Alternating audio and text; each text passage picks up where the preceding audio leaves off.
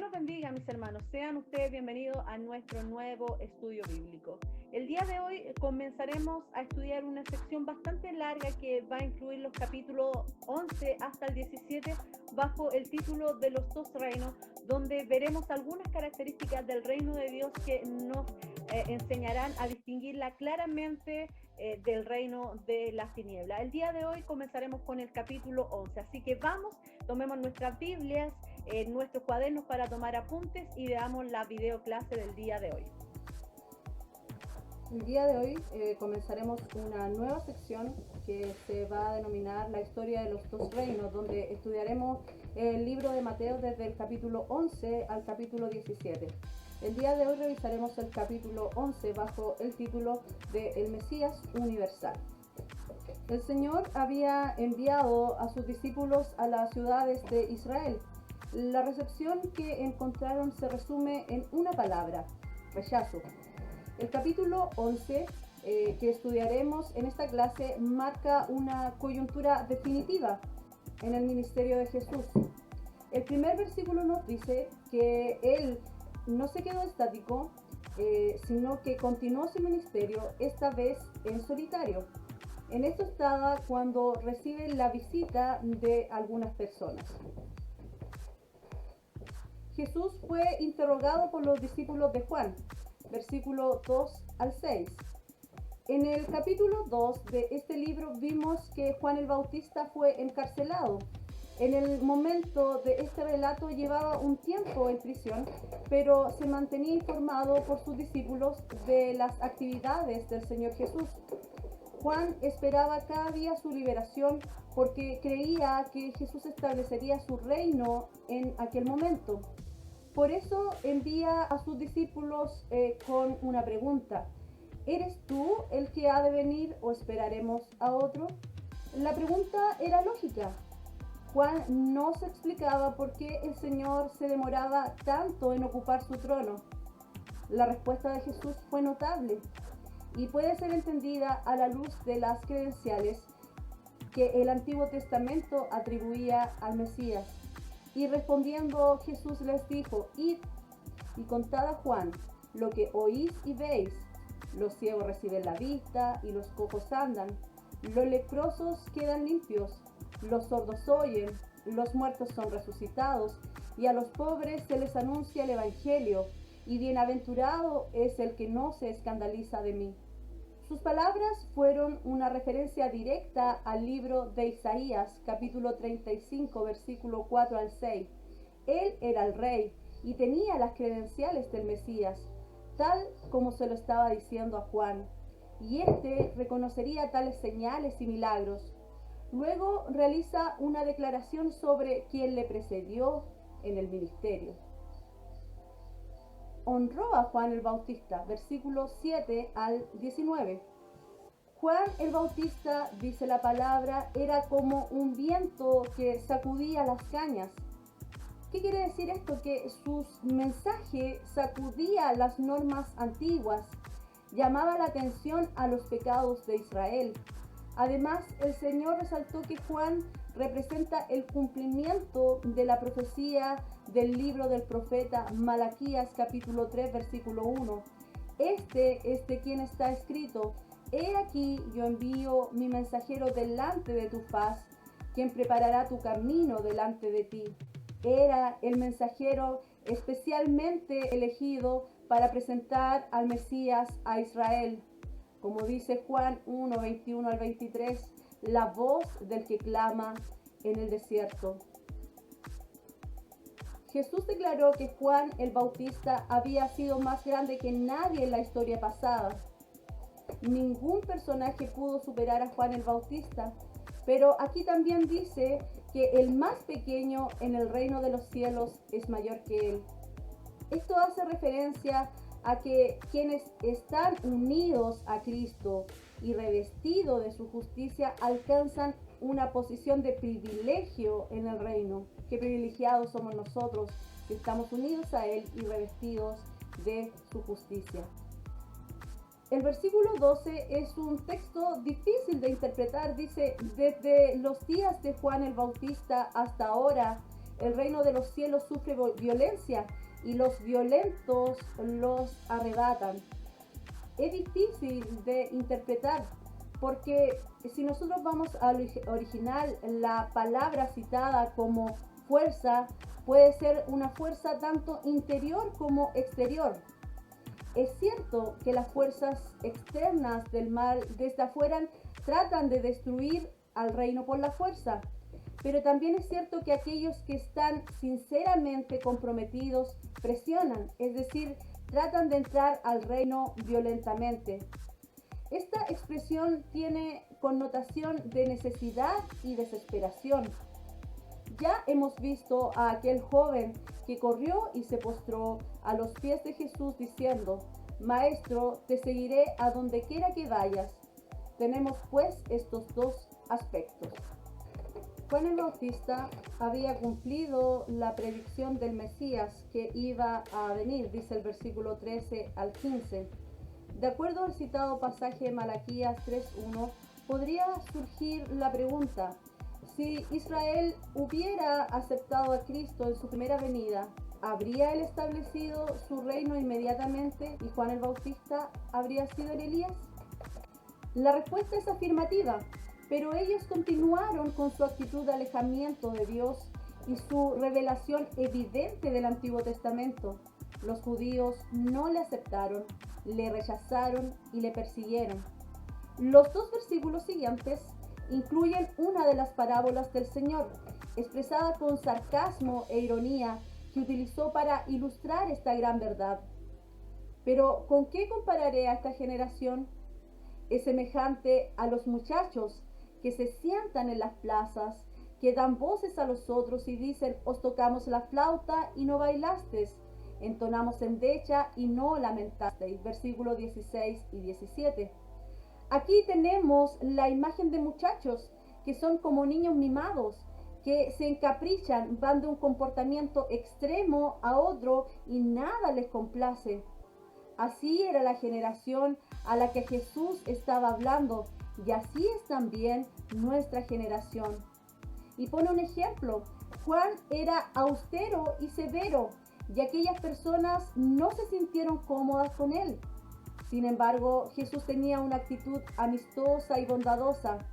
¿Y qué dijeron de él? Que era glotón y demasiado amigo de los pecadores. Versículos 18 y 19. O sea, que no les agradó Juan ni Jesús. Y esto sucede también en la actualidad, pues hay personas a quienes nada ni nadie puede complacer. Cada vez hay más gente descontenta e insatisfecha. Como he mencionado anteriormente, la respuesta de las ciudades al mensaje de Jesús a través de sus discípulos fue de rechazo. Por lo tanto, también Jesús rechazó a las ciudades que no se arrepintieron. Versículo 20 al 24. En este momento del relato se produjo un cambio muy grande. Recordemos que como rey, Jesús había anunciado sus principios éticos y presentó sus credenciales realizando milagros, predicando que el reino de los cielos se había acercado, pero su pueblo le rechazó. Este rechazo le hizo tomar una decisión. Les rechazó como pueblo. Como él era rey, tenía la última palabra. Versículos 20 y 21. Pronuncia entonces unos ayes o condenaciones sobre los que no le quisieron recibir. Primero contra Corazín y Betsaida en el versículo 21 y 22. Estas eran ciudades del norte, cerca de Capernaum.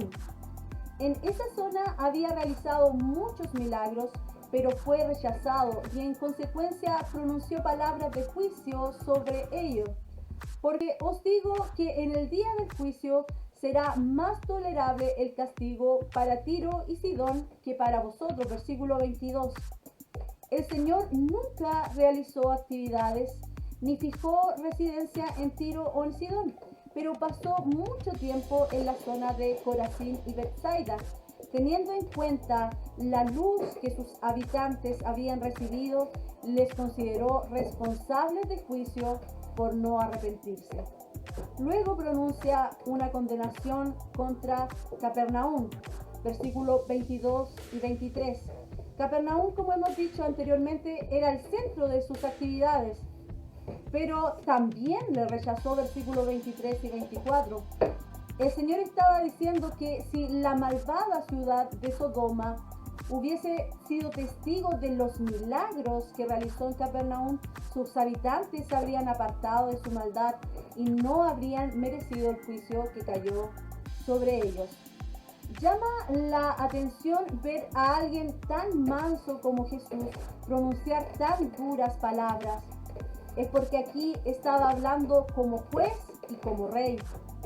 Debiéramos prestar atención a este lenguaje enérgico en el que llegó a afirmar que aunque Sodoma y Gomorra fueron lugares de una depravación atroz, para ellos era más tolerable el juicio que para las ciudades que escucharon el mensaje de Jesús y lo rechazaron.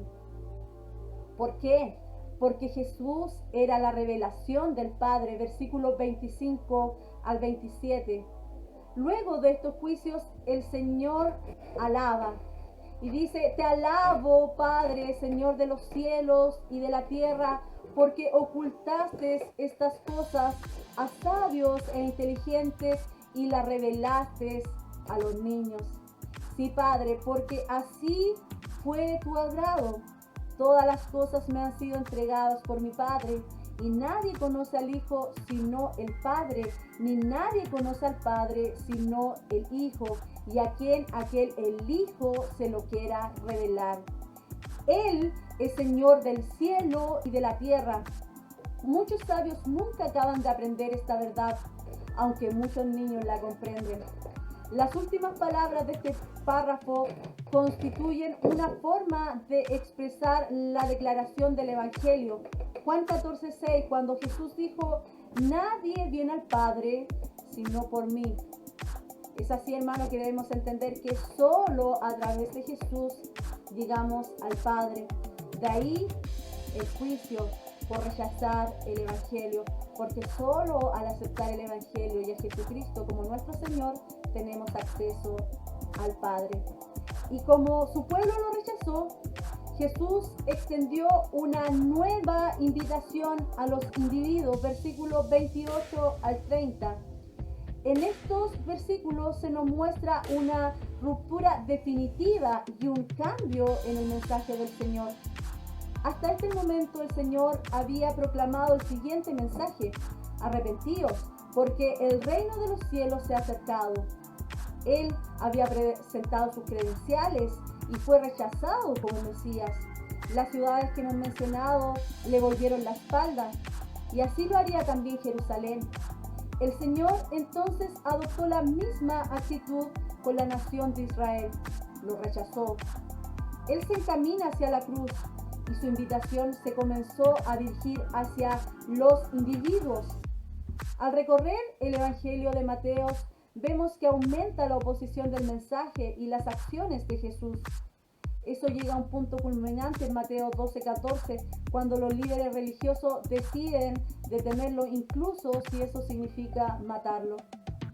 Esto anuncia y conduce al final, al cual apunta toda la narrativa de Mateo: la crucifixión de Jesús en Jerusalén.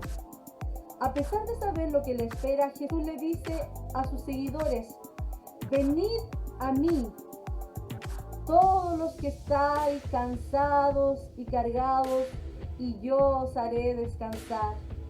Tomad mi yugo sobre vosotros y aprended de mí, que soy manso y humilde de corazón, y hallaréis descanso para vuestras almas, porque mi yugo es fácil y mi carga ligera. Este lenguaje presenta un contraste con lo expresado anteriormente en este capítulo, pues luego de hablar duramente, ahora lo vemos hablar con amor y misericordia. Este fue un nuevo mensaje de Jesús, quien se apartó de la nación en un sentido colectivo para dirigirse al individuo. Ya no proclama el anuncio nacional de un reino, sino una invitación personal para encontrar el descanso. ¿Y cuál es este descanso? La salvación. Cuando habló de los que estaban cargados, se estaba refiriendo a los que estaban agobiados por su pecado. En el Salmo 38:4 dice: mis iniquidades como pesada carga pesan mucho sobre mí. Cuando el pecado es demasiado pesado para que lo lleve, el único lugar del mundo donde puedes dejar tu carga es en la cruz de Cristo. Él la llevó por ti y te invita a venir a Él trayendo tu carga de pecado. Solo Él puede perdonarte. Esta invitación del Señor se refiere a la salvación del pecador por medio de Jesucristo. Vengan a mí y hallarán descanso. Vengan a mí y encontrarán salvación todos los pecadores que están cargados por su pecado. La siguiente declaración: tomad mi yugo sobre vosotros y hallaréis descanso para vuestras almas, se refiere al proceso de santificación en el que el creyente va haciendo realidad en su vida la santidad de Dios. Hay un descanso que Jesús da y que es el descanso de la redención. Hay también un descanso en el que el creyente experimenta que le llega a través del compromiso y la consagración a Cristo. Cuando te hayas comprometido con Cristo, ya no tendrás que preocuparte por ser reconocido por los demás, ni tendrás que maniobrar para ocupar un determinado lugar o posición. Cuando estés unido a Cristo por ese yugo, Él te colocará exactamente donde Él quiere que estés y que será el mejor lugar para ti, porque mi yugo es fácil y mi carga ligera. Si trabajamos con el yugo de Cristo, encontraremos satisfacción y experimentaremos buenas relaciones con Dios y las personas. De esta manera, Jesucristo es el Mesías universal, pues la invitación hoy es para todo aquel que le reciba, para todo aquel que en Él crea, porque solo en Jesús hay descanso, porque solo Jesús es nuestro Salvador. Amén. Bendiciones, mis hermanos.